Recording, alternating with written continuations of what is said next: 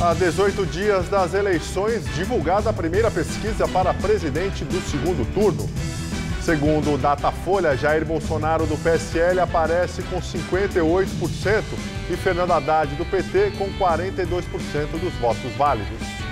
E o clima de campanha continua quente. Bolsonaro não tem liberação médica para participar de debates. Haddad ironiza, disse que iria à enfermaria para discutir com o adversário. Na disputa pelo governo de São Paulo, Márcio França, do PSB, se alia a Paulo Scaff. E o tucano João Dória chama de encontro da Lava Jato com a esquerda. E os ânimos alterados com a política refletem nas relações entre familiares e amigos e chegam até os divãs. E nesta guerra de palavras, a mais machucada pode ser a nossa própria saúde. E isso não é uma fake news. Você acompanha essas e outras notícias agora no Jornal da Gazeta, edição das 10.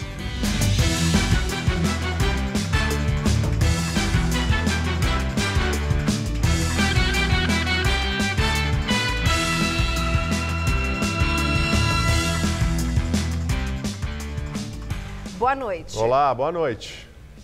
O Datafolha divulgou agora à noite a primeira pesquisa eleitoral para o segundo turno da disputa presidencial. Segundo a pesquisa, Jair Bolsonaro, do PSL, aparece com 58% dos votos válidos e o candidato Fernando Haddad, do PT, com 42%. A distância entre os dois é de 16 pontos.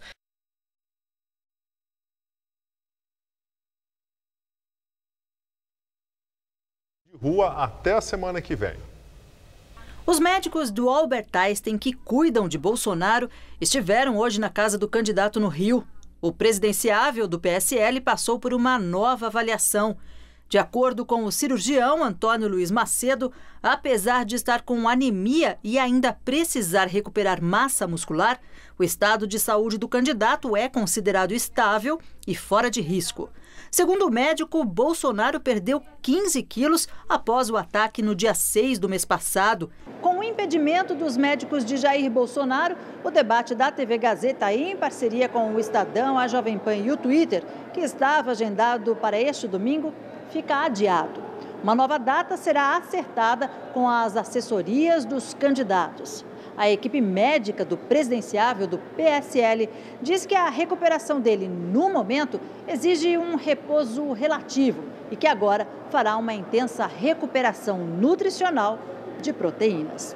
Ele tem o desejo de participar realmente, mas no momento, perante essa avaliação que fizemos aqui, consideramos que não é o momento ideal ainda de ele voltar às atividades que tinha anteriormente. Na quinta-feira será reavaliado, então, por mim, pelo Dr. Macedo. Daí sim, se ele estiver em boas condições, será liberado daí para todo tipo de atividade, campanha, tudo que for necessário. O médico afirmou ainda que Bolsonaro deve passar por uma rápida cirurgia relacionada à retirada da colostomia, uma bolsa que foi acoplada ao seu corpo. De acordo com o cirurgião, esse procedimento poderá ser feito a partir de 12 de dezembro ou em janeiro do ano que vem. A equipe médica negou que a avaliação tenha como base intenções políticas. O pessoal até que chegou a conjecturar que eu estava dando laudos falsos, que ele estava muito doente, não estava, eu sempre dei laudos verdadeiros. Mas a gente toma cuidado com os clientes, entende? A gente não tem nada a ver com o aspecto político, nós temos que ver com o aspecto clínico. Enquanto não é liberado para participar de atos públicos, Bolsonaro faz campanhas nas redes sociais. Hoje ele falou sobre educação e ele criticou o ensino público no país. Você pega uma criança de 9 anos de idade e vai tomar a tabuada dela, 70% não sabe. Fica com ideologia de gênero. O aluno tem que ter uma análise crítica. Eu estive no Japão, Coreia do Sul, Taiwan, lá a molecada lá que está na 4ª série do ensino fundamental, sabe muito mais quem está aqui terminando o ensino médio. Quer dizer, qual o futuro dessa garotada? Nenhum. A campanha de Fernando Haddad do PT tirou a foto de Lula e trocou o vermelho pelas cores da bandeira do Brasil. Hoje o petista ironizou o adversário, afirmou que vai até a enfermaria para debater com Bolsonaro.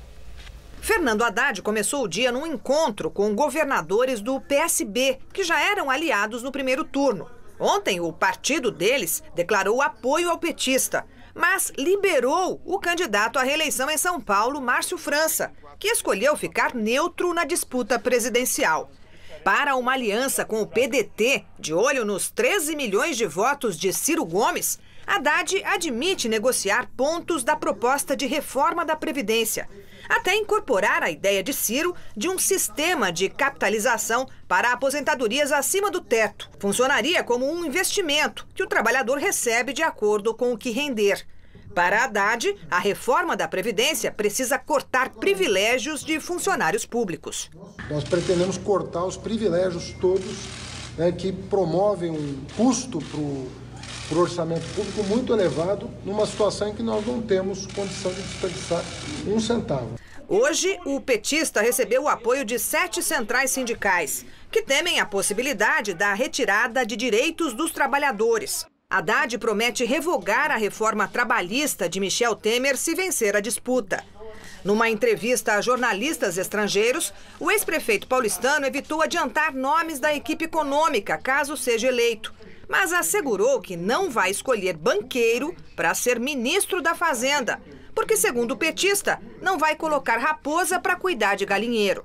Sobre a notícia de que Jair Bolsonaro não vai comparecer aos debates marcados para esta e para a próxima semana, inclusive o da TV Gazeta, que seria no domingo, porque não teria sido liberado pelos médicos, Fernando Haddad disse que está disposto a ir até o adversário, em qualquer enfermaria, para debater com ele. Prometo, inclusive, moderar o tom, não sei. Ele falou que não quer se estressar, eu não vou estressar ele. Vou falar da forma mais calma possível. Vou falar docemente, não altero a voz, e nem olho para ele se ele ficar com muito receio. Eu faço o que ele quiser para ele falar o que ele pensa e debater o país. O Comitê Eleitoral de Haddad mudou a cor do material de campanha. Nos adesivos, o vermelho, marca do PT, foi substituído pelas cores da bandeira do Brasil. Nos cartazes, a cor também sumiu, assim como a foto do ex-presidente Lula, que aparecia ao lado do candidato e da vice. O PDT anunciou hoje que dará apoio crítico a Fernando Haddad do PT no segundo turno da eleição presidencial. A decisão foi divulgada pelo partido de Ciro Gomes após reunião da Executiva Nacional. O presidente do PDT, Carlos Lupe, afirmou que Ciro não subirá no palanque com Haddad e que esta é uma decisão institucional. E agora vamos ao comentário de economia com Vinícius Torres Freire. Falta um pouco mais de 2 semanas para o segundo turno. Mas o eleitor ainda está no escuro sobre as principais decisões econômicas que devem tomar Jair Bolsonaro e Fernando Haddad. Bolsonaro disse que rejeita a reforma da Previdência proposta por Michel Temer. Disse que vai atacar a Previdência dos marajás, de servidores públicos que ganham muito. Esse é um problema, mas apenas parte dele. Bolsonaro desconversou sobre a sua reforma. Haddad disse que vai fazer alguma reforma, mas não diz qual. Os dois dizem que querem reduzir impostos para alguns assalariados, mas não dizem exatamente de onde vai sair o dinheiro para cobrir a diferença, o que é necessário, porque o governo está quebrado. Quem vai pagar mais imposto, enfim? No ano que vem, será preciso criar uma nova regra de reajuste para o salário mínimo. Assunto importantíssimo para trabalhadores, empresas e governo. O reajuste do mínimo também reajusta o valor do piso dos benefícios da Previdência, que também está quebrada. O que eles vão fazer? No final do ano, acaba o subsídio para o preço do diesel, o desconto no preço bancado pelo governo. Por ano, é um gasto de pelo menos 19 bilhões de reais. Juntando também o desconto que o governo dá para o imposto sobre o diesel, isso tudo resulta em 27 bilhões de reais de perdas. É o valor de um ano de Bolsa Família, que dá o que comer a mais de 50 milhões de pessoas. De onde vai sair esse dinheiro?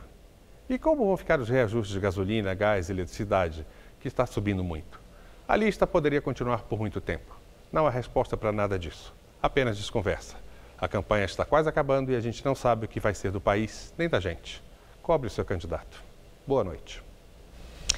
E a tensão política vivida pelo país nesse período eleitoral tem elevado os ânimos de muitas pessoas. Pois é, Luciana, não é difícil encontrar quem já brigou com alguém pessoalmente ou principalmente nas redes sociais. Conflitos que têm chegado também aos consultórios psicológicos. Opiniões à parte, não dá para negar que o clima nos grupos de WhatsApp está agitado, né? Bem agitado. As pessoas estão exagerando muito, estão muito extremistas. Tanto de um lado como do outro estão extremamente extremistas. Em muitos casos, os extremismos de opiniões da vida real também têm sido o tema dominante no mundo virtual. Essas mensagens foram enviadas à nossa produção. Tomara que seu candidato ganhe. Assim ele soltará seu ídolo, o pai dos burros acéfalos, diz uma pessoa. A outra responde, vai ter gente morta, torturada e um cala-boca bem grande para quem quiser reivindicar algo. Em outro grupo, um participante diz que a gente já viu isso acontecer na história antes. Como eu disse, Hitler não colocou os campos de concentração logo no começo. Resolver tudo no diálogo e respeitar o voto do outro, o que deveria ser a base de uma democracia como a nossa, parece estar ficando cada vez mais raro. Isso sem falar nas notícias falsas que acabam sendo a fonte de informação de muita gente. E nesta guerra de palavras, a mais machucada pode ser a nossa própria saúde, e isso não é uma fake news. É o que diz esta psicóloga do Conselho Regional de Psicologia de São Paulo. Ela conta que nas sessões de terapia tem notado um aumento de casos de pessoas se queixando de angústias relacionadas ao momento político. Os sentimentos são os mais diversos possíveis, né? O medo, o desamparo, o desconforto, a angústia, isso em graus diferentes, depende da experiência vivida por cada pessoa, né? Mas de qualquer forma, é um sentimento que a gente vê o ataque aos sentimentos da própria identidade, da própria subjetividade de algumas pessoas, né? E isso as torna bastante vulnerável nesse momento, né? Na medida em que ela também não se reconhece e também se vê bastante afetada e atacada por essas agressões que às vezes são explícitas em redes sociais, em grupos de WhatsApp, né? A psicóloga diz que é possível não sair do grupo e manter os laços sociais, mesmo diante das divergências. Se isso te está trazendo muito sofrimento, recua. Se acolhe junto aos seus, debate com aquelas pessoas que você encontra alinhamento para se fortalecer e poder voltar a discutir com aqueles que são diferentes. Porque a gente vai discutir com os iguais e vai discutir com os diferentes. O candidato à reeleição ao governo de São Paulo, Márcio França, do PSB, ganhou o apoio do MDBista Paulo Scaff e terminou em terceiro lugar no primeiro turno. Ambos reforçaram as críticas ao candidato tucano João Dória. Pela manhã, Márcio França deu entrevista a 2 rádios na capital paulista, uma delas a Jovem Pan. Depois seguiu para Suzano, na região metropolitana de São Paulo, onde visitou uma unidade do SESI. Ele foi recebido pelo empresário Paulo Scaff, que perdeu a vaga no segundo turno para a França por uma diferença de 89 mil votos. Scaff declarou oficialmente apoio ao governador, que tenta a reeleição pelo PSB. O candidato derrotado pelo MDB justificou que França se comprometeu em levar educação de qualidade para as escolas públicas de São Paulo. No âmbito nacional, o MDBista escolheu apoiar o candidato Jair Bolsonaro, do PSL. Já Márcio França voltou a dizer que não vai escolher nenhum dos candidatos à presidência da República, mas afirmou que não vai votar no PT. Por sua vez, a vice de França, a coronel da PM Eliane Nicolucci, postou um vídeo reforçando o voto em Bolsonaro. Desde o início ela falou, olha, a minha afinidade é com o Bolsonaro, eu sabia que ela tinha essa afinidade, e ela me pediu uma coisa apenas, que eu, quando eu a convidei, ela falou, você me garante que você não vai com o PT? Eu disse, olha, coronel, eu não vou com o PT, porque nós vamos com o Alckmin, era desde o início eu falei que iria pela lealdade com o governador Alckmin. Aqui em São Paulo, o principal aliado de Bolsonaro, Major Olímpio, eleito senador, disse que votará em França. O PSL decidiu ficar neutro no segundo turno na disputa pelo Palácio dos Bandeirantes. Márcio França disse que tem uma relação de confiança e amizade com Paulo Scaff e que o apoio do presidente da Fiesp será fundamental nesta etapa da campanha. Os dois não pouparam críticas ao candidato João Dória, do PSDB. França destacou que Dória traiu a confiança do eleitor ao renunciar à prefeitura. Nem ele acredita nas coisas que ele fala, né? Se ele acreditasse, ele teria ficado na prefeitura.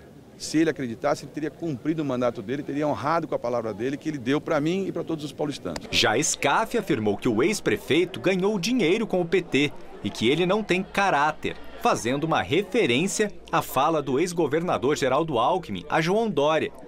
Ontem, em reunião da Executiva Nacional do partido, o presidente do PSDB insinuou que o ex-prefeito era traidor, já que não teria participado da sua campanha à presidência. Se alguém tem dúvida em relação ao caráter do João Dória, é só perguntar para o Alckmin. Em evento na Zona Norte de São Paulo, o candidato tucano, João Dória, criticou o apoio de Paulo Scaff do MDB a Márcio França do PSB e a decisão de neutralidade da Executiva Nacional do PSDB. Na única agenda pública desta quarta-feira, João Dória, do PSDB, visitou o Hospital Municipal da Vila Nova Cachoeirinha, na Zona Norte de São Paulo, e prometeu ampliar programas de atendimento à saúde da mulher, como o que leva carretas para a realização de exames de mamografia. O candidato criticou o apoio de Paulo Scaff a Márcio França e as falas dos dois em evento na Grande São Paulo. É o Lava Jato que agora encontra a esquerda. Aliás, muito adequado, porque a esquerda foi a que produziu o maior número de lava-jatos ao longo desses últimos anos e de maior número de condenações também, de petistas, inclusive o seu líder maior, Lula, que está preso. O Paulo Scaff já vestiu a camisa vermelha do Márcio França e já incorporou o discurso do Márcio França. É lamentável esse tipo de colocação, mas eu não vou fazer novos comentários. Apenas lamento que ele já tenha tão rapidamente tirado a sua condição de empresário e vestido a sua condição de ativista do PT e do PT genérico. Hoje, a posição de Dória de declarar apoio ao candidato Jair Bolsonaro do PSL na corrida presidencial foi endossada pelos diretórios estadual e municipal do PSDB de São Paulo em uma nota pública que foi assinada também pelo presidente da Assembleia Legislativa do Estado, Cauê Macris. Ontem, a Executiva Nacional do partido decidiu não apoiar nem Bolsonaro nem Fernando Haddad do PT, mas liberou os representantes dos estados e os filiados. Dória lamentou que a reunião interna tivesse sido gravada e o áudio vazado para a imprensa e voltou a criticar a legenda pela postura de neutralidade no plano nacional. Negou que pretende deixar o PSDB, disse que quer mudar o próprio partido. O ideal é que não tivesse ocorrido. Não se faz uma reunião fechada do partido gravando a reunião. Não é um gesto correto. Por isso é que nós temos que mudar, por isso é que nós temos que colocar o PSDB fora do muro. O PSDB precisa ser um partido sintonizado com a realidade do país, com a realidade dos mais pobres, dos mais humildes, com a realidade daqueles que não votaram no PSDB, com a realidade daqueles que votaram no Bolsonaro, com a realidade daqueles que querem um país diferente. O Brasil hoje quer um líder, acima de tudo. Não quero um muro, não quero pessoas que não tenham posição, pessoas que não tenham opinião, pessoas que não tenham clareza. O meu PSDB, o PSDB que eu advogo, defendo, com tantos outros, sobretudo os mais jovens do PSDB, prefere ter líderes, prefere ter posições, prefere defender o Brasil, prefere apoiar Jair Bolsonaro. O economista Paulo Guedes, provável ministro da Fazenda de Bolsonaro, é investigado pelo Ministério Público Federal por fraude em fundos de pensão de estatais. Guedes é suspeito de cometer crimes de gestão fraudulenta e temerária à frente de fundos de investimentos que receberam R$1 bilhão entre 2009 e 2013, ligados a empresas públicas. Entre os fundos estão o Previ, de servidores do Banco do Brasil, o Petros, da Petrobras, Funcef, da Caixa, Postales, dos Correios e o BNDESPAR, braço do banco estatal que atua com investimentos no mercado de capitais. A investigação é conduzida pela força-tarefa da Operação Greenfield, que apura fraudes em fundos de pensão em todo o país. Os advogados do economista Paulo Guedes divulgaram nota na qual manifestam perplexidade diante da investigação. O texto acusa ainda o Ministério Público de querer confundir o eleitor. Bom, quando foi retirado pela Justiça o sigilo da delação de Antônio Palocci, achamos estranho isso acontecer dias antes do primeiro turno. Parecia que a motivação era eleitoral. Agora o Ministério Público abre uma investigação de fatos também antigos a poucos dias da eleição. A indignação não pode ser seletiva. Também me parece que a motivação é eleitoral, só o alvo que é diferente. Foi preso hoje na Polícia Federal em Goiás o ex-governador do estado, Marconi Perillo, do PSDB. Segundo os advogados do ex-governador, o tucano recebeu ordem de prisão enquanto prestava depoimento na Polícia Federal. Perillo, que concorreu a uma vaga para o Senado, mas não foi eleito, é investigado na Operação Cash Delivery. No mês passado, ele foi alvo de busca e apreensão. Na ocasião, o coordenador de campanha de Perillo e ex-tesoureiro de campanha foi preso. A investigação foi baseada em relatos de delatores da Odebrecht que teriam revelado repasses de 12 milhões de reais a Perillo entre 2010 e 2014. O caso tramitava no Superior Tribunal de Justiça, mas foi enviado à Justiça Federal de Goiás em abril, depois de Perillo deixar o governo para se candidatar ao Senado. A defesa de Marconi Perillo disse ter ficado perplexa com o decreto de prisão e que não há absolutamente nenhum fato novo que justifique a ação. Diz ainda que o ex-governador optou por manter o depoimento no momento que foi informado da prisão, por ser o principal interessado no esclarecimento dos fatos. Foi lançada hoje a Operação Ostentação. São investigadas fraudes bancárias que teriam desviado cerca de 400 milhões de reais, dinheiro usado para sustentar muito luxo. O Departamento Estadual de Investigações Criminais da Polícia Civil, com o apoio do Núcleo de Investigações de Crimes Cibernéticos, investigava atividades dos golpistas há 6 meses. Os operadores usavam um sistema para capturar informações de correntistas pela internet banking e cartões de crédito e desviar para contas de laranjas. Só então transferiam o dinheiro para suas contas. 5 empresas foram criadas para movimentar os valores que podem chegar a 400 milhões de reais. Os escritórios de fachada usados para as fraudes ocupavam 600 metros quadrados de uma torre empresarial no Itaim Bibi, na zona sul de São Paulo. O aluguel era de 200 mil reais por mês. No local foram apreendidos computadores usados nas transações. Na casa do principal suspeito de comandar a quadrilha, Pablo Henrique Borges, de 23 anos, foram encontrados carros de luxo como Ferrari, Lamborghini, Audi, Porsche e Maserati, avaliados em mais de 20 milhões de reais. Lá também foram encontrados maços de notas de 100 reais, joias e réplicas de armas. Segundo as investigações, a fortuna movimentada pela quadrilha era usada em viagens pelo mundo e para alugar iates a diárias que chegavam a 40 mil reais. Outras 2 pessoas que agiam com Pablo também foram presas. Uma na Praia Grande, no litoral, e outra em Francisco Morato, na região metropolitana. Bem, a Polícia Federal deflagrou hoje a Operação Salvo Conduto. Foram expedidos 7 mandados de busca e apreensão para endereços ligados ao vice-presidente da Guiné Equatorial por suspeita de lavagem de dinheiro. No mês passado, a Receita Federal apreendeu, com a comitiva dele, cerca de 21 milhões de reais em dinheiro e bens. Piscina revestida em mármore, banheiro com vista panorâmica e decoração de luxo. Uma cobertura duplex de mais de 1.000 metros quadrados em um dos endereços mais caros de São Paulo, Jardins. Esse foi um dos alvos de busca e apreensão da Polícia Federal na Operação Salvo Conduto. Segundo as investigações, o imóvel está ligado ao vice-presidente da Guiné Equatorial, Teodoro Obiang, conhecido como Teodorim, que é suspeito de desviar recursos públicos do país de origem e lavar dinheiro com a compra de imóveis e outros bens. A Justiça Federal determinou ainda o bloqueio de 6 carros de Teodoro Obiang, entre eles uma Lamborghini, uma Maserati e um Porsche.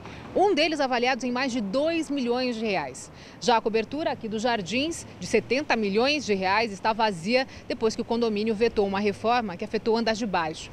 O duplex foi alugado para a Embaixada da Guiné Equatorial, mas a Justiça brasileira entendeu que o imóvel não é uma extensão da Embaixada e, portanto, não está protegido pela chamada inviolabilidade diplomática. A operação é um desdobramento de 2 inquéritos. Um de março deste ano, depois que foram encontrados indícios de ocultação de propriedade pela compra em 2008 do apartamento nos Jardins, e outro aberto depois que Teodoro Obiang desembarcou com 2 malas com valor em dólares, equivalente a 6 milhões de reais, mais 55 mil reais em espécie e relógios de luxo avaliados em 3 milhões e meio de dólares, cerca de 15 milhões de reais, no aeroporto de Viracopos, em Campinas, no mês passado.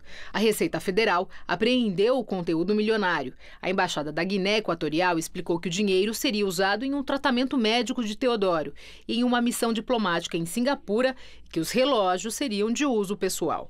Teodorin é filho do ditador Teodoro Obiang, que está no poder há 39 anos e é o 8º presidente mais rico do mundo. Agora, a Polícia Federal vai apresentar um pedido de cooperação internacional para descobrir se há relação entre os crimes praticados no exterior e a aquisição de bens no Brasil. A produção do Jornal da Gazeta, edição das 10, tentou contato com a Embaixada de Guiné Equatorial por telefone e e-mail, mas por enquanto não teve retorno. Veja a seguir, filha do ex-ditador peruano Alberto Fujimori foi presa hoje. Ela é acusada de lavagem de dinheiro e de chefiar uma organização criminosa. Até já. Você já se sentiu como se estivesse à beira de um ataque de nervos? Pois no Tudo Seu, desta quarta, o psiquiatra forense Guido Palomba nos explica qual o limite entre uma fúria normal e a insanidade. Cristina Padiglione traz todas as novidades dos bastidores da TV. E no nosso musical tem o romantismo de Dois é Par. Delicado, um som delicioso. Você tem que conferir. Mais igual a 2. Tudo Seu, hoje, 10h30 da noite. Claro, tô aqui te esperando também, né? Dor de ouvido, incômodo no nariz ou garganta são situações que atrapalham seu dia a dia. Aqui no Hospital Paulista, você conta com estrutura completa para tratar as dores mais comuns até as cirurgias complexas em otorrinolaringologia. Especialista em todas as consultas, pronto-socorro 24 horas, centro cirúrgico e UTI modernos, além de atendimento humanizado. Hospital Paulista, especialista em ouvido, nariz e garganta. Dr. Brasil Podemos Neto, diretor técnico médico, CRM/SP 70149.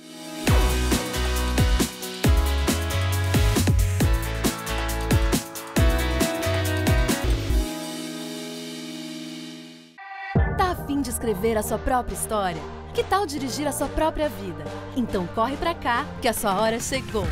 Bem-vindo ao Universo Casper, um lugar certo para você pensar, criar e questionar. Na Casper, razão e emoção se unem para fazer diferente, fazer melhor. E você, aceita o desafio? Tem muita coisa nova te esperando por aqui. Faculdade Casper Libero, Vestibular 2019. Paixão por comunicação. Deu rede. Deu trave. Deu frango. Todo domingo, toda jogada tá no Mesa para ser analisada, comentada e debatida. Dentro da área, falta pênalti. Todo mundo sabe disso. Se sou eu, não deixo nem retomar o cargo. Jamais faria uma coisa dessa. Mesa Redonda, todo domingo, 9 da noite.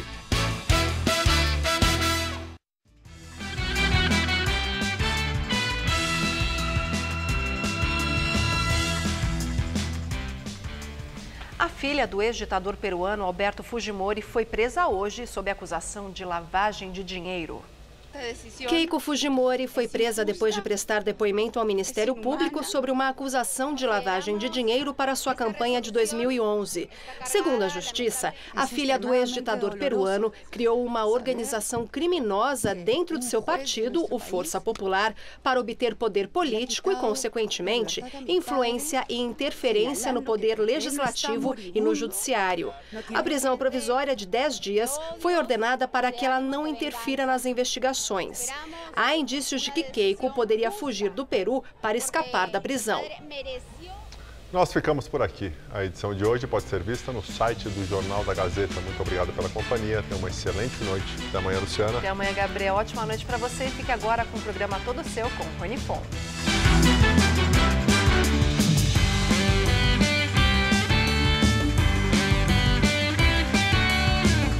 Nesta quinta, 9h30 da manhã, no Revista da Cidade, aprenda a fazer um saboroso ensopado de carne. Assista agora, Tudo Seu.